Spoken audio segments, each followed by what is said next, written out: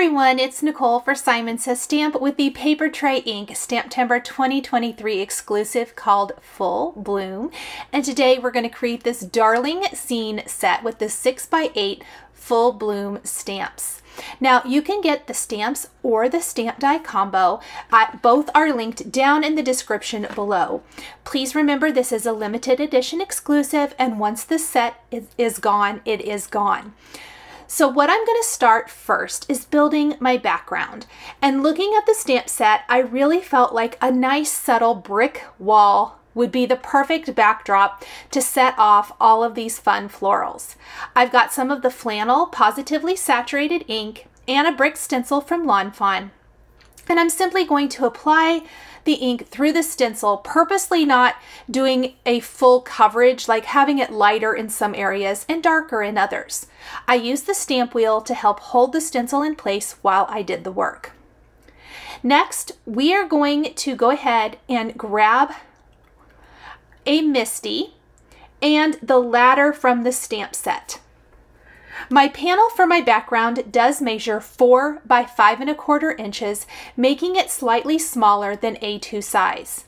I decided to move the ladder up just a little bit in my Misty before stamping it to account to have like some ground down on the bottom edge.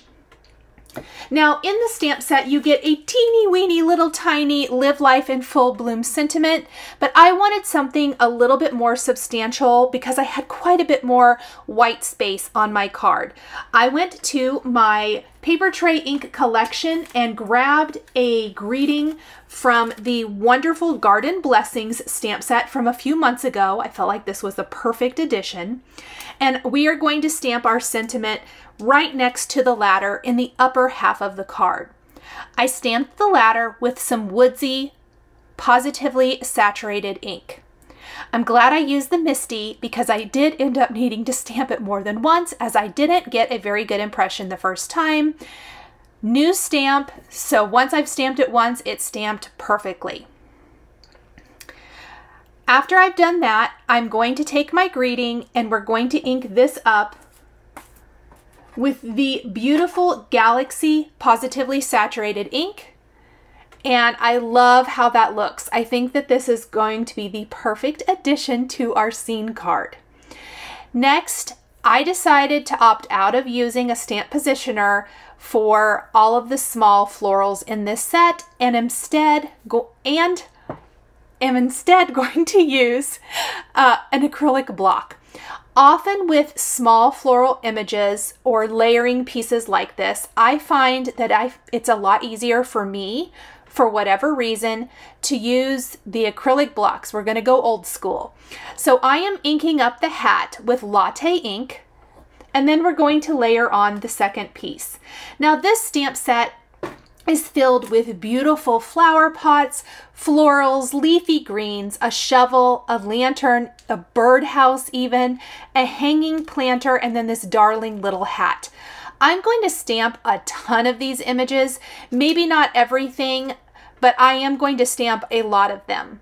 Now, unfortunately, at the time of filming, I did not have the coordinating dies, so if you see them die cut maybe not exactly the way the dies will cut yours, that is why. So I just wanted to let you guys know that up front so that there wasn't any question.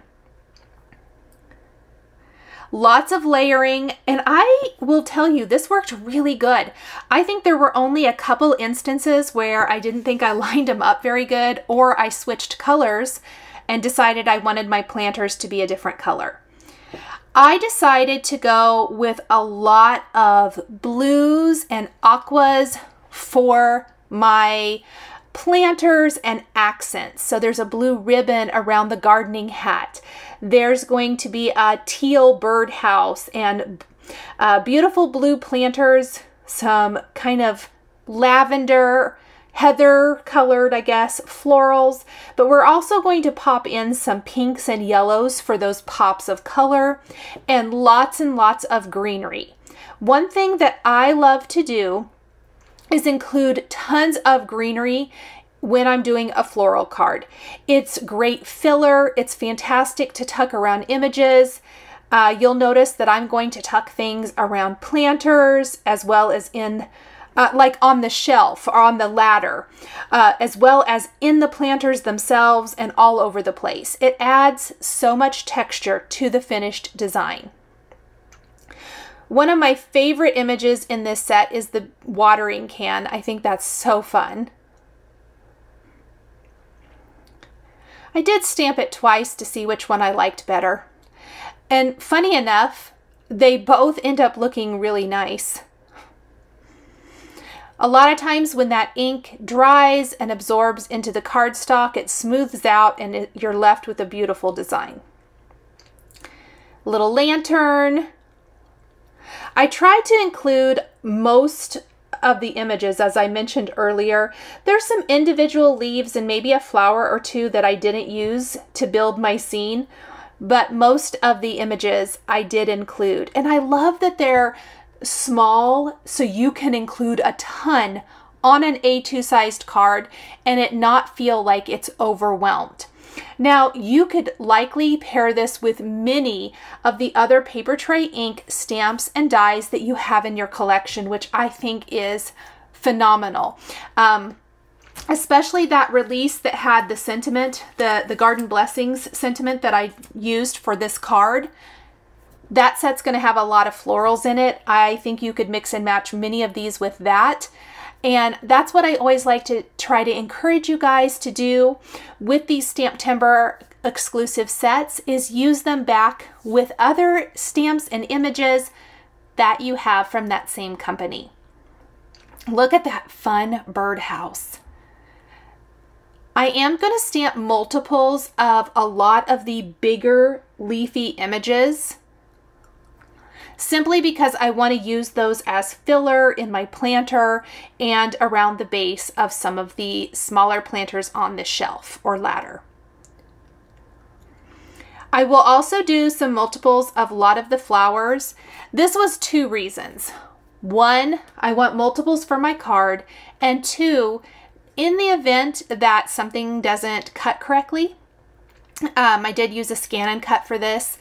If it doesn't cut correctly or I don't die cut it correctly, I can then, I should have extras. And that did come in handy a couple of times. Not that it cut incorrectly, but I messed up a couple of things. And I do apologize. I needed to get right over my project. I do think that this floral right here that I just stamped is my favorite in this set. I love this one. And I really like the heather and the iris inks for this. So pretty.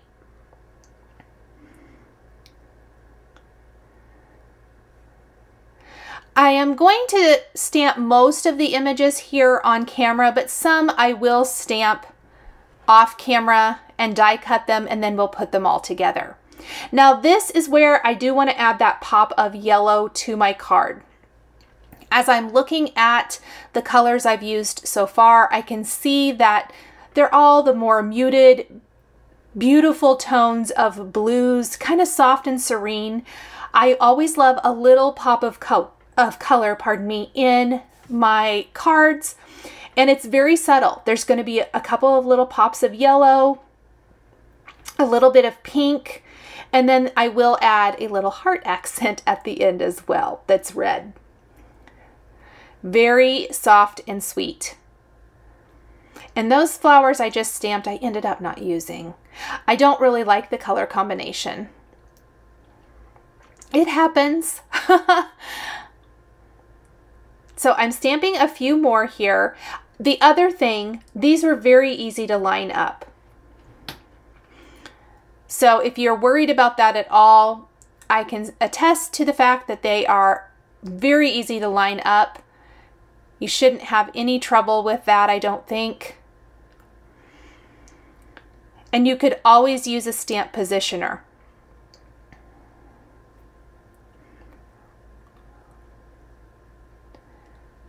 I love these little purple flowers too. I stamped more of those than I ended up using. So now I have die cut everything.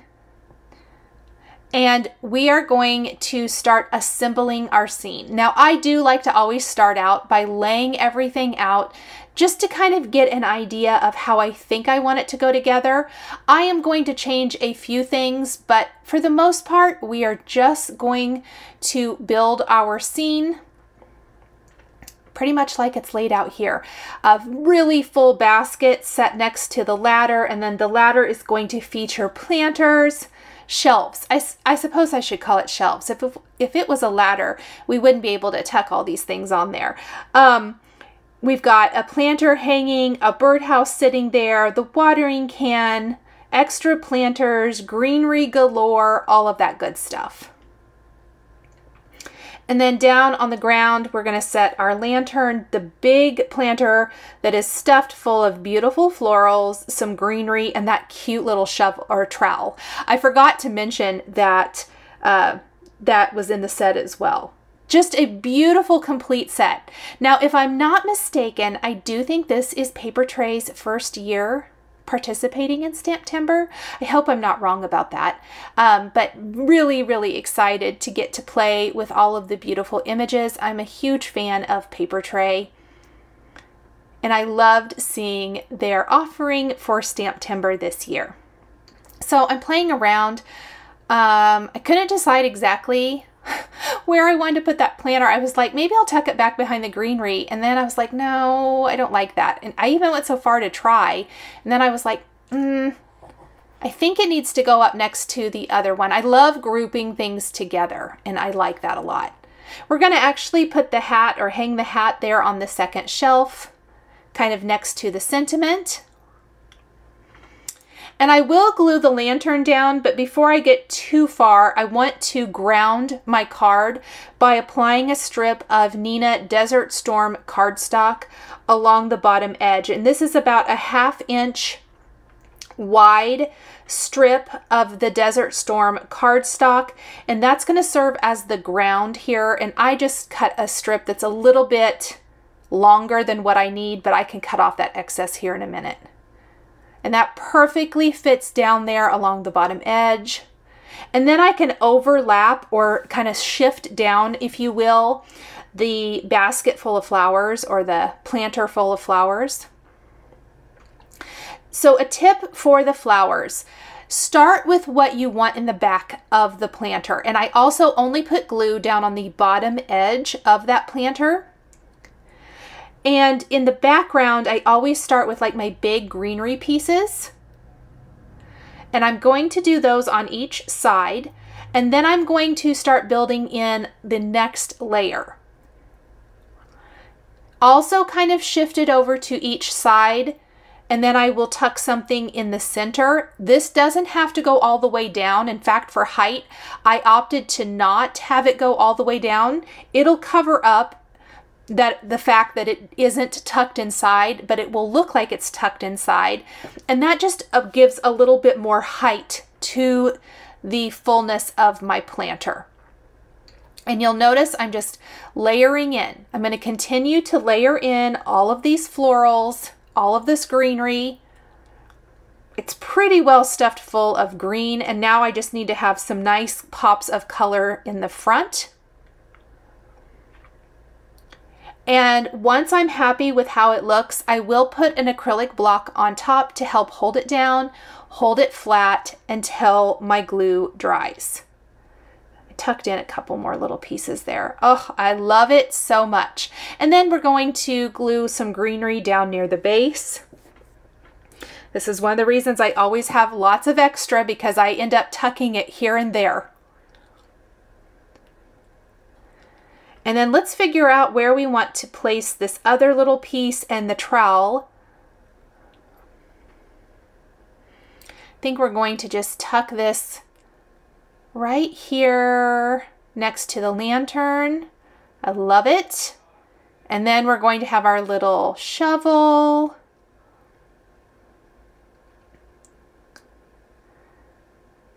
And that looks so good. I think we'll add that last little greenery piece up there, balance it all out nicely.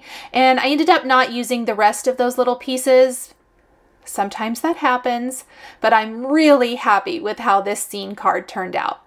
I will snip off the border at the bottom and then glue the little red heart to the center of my planter. I thought about putting it next to the sentiment, but ultimately I kind of thought it looked cute adorning that planter. We're going to glue our panel to a white top fold card base. It is slightly smaller, so we're left with a really nice border all the way around. And so super fun, great way to create a card. You could do this in any color combination and even switch up the colors to be more fallish if you prefer. Thank you guys so much for joining me today for this Papertrey ink limited edition exclusive for STAMPtember 2023. The supplies I used are listed and linked below the video here on YouTube for your convenience. Hi there, I'm Heidi, Simon's mama and founder at simonsaysstamp.com. Thank you so much for watching our video. If you like what you just saw, be sure to press the thumbs up and subscribe to see more great content.